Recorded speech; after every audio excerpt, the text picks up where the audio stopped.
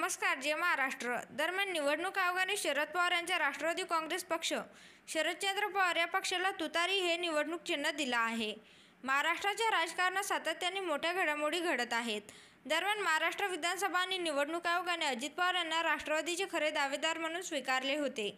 यानंतर अजित पवार विरुद्ध शरद पवार आणि सुप्रिया सुळे यांच्यातील शाब्दिक युद्ध तीव्र झाले. दरम्यान आता शरद पवार यांच्या समर्थकांसाठी आनंदाची बातमी आली आहे. शरद पवार यांच्या पक्षाला आता नवे निवडणूक चिन्ह मिळाले आहे. या पक्षाचे नाव राष्ट्रवादी काँग्रेस पार्टी शरदचंद्र पवार म्हणजेच राष्ट्रवादी शरदचंद्र पवार असे असेल आणि निवडणूक चिन्ह तुतारी वाजवणारा माणूस आहे. दरम्यान शरद पवार यांच्या पक्षाला निवडणूक आयोगाकडून चिन्ह मिळाले आहे. नवीन निवडणूक चिन्हाचा संदर्भ देत पक्षाने सांगितले की ही आमच्यासाठी अभिमानाची बाब आहे. पक्षाच्या अधिकृत सोशल मीडिया अकाउंटवर ही माहिती देण्यात आली आहे. तसंच चिन्ह मिळाल्यानंतर प्रतिक्रिया मांडली आहे. याबाबतची पोस्ट सोशल मीडियावर शेअर केली आहे.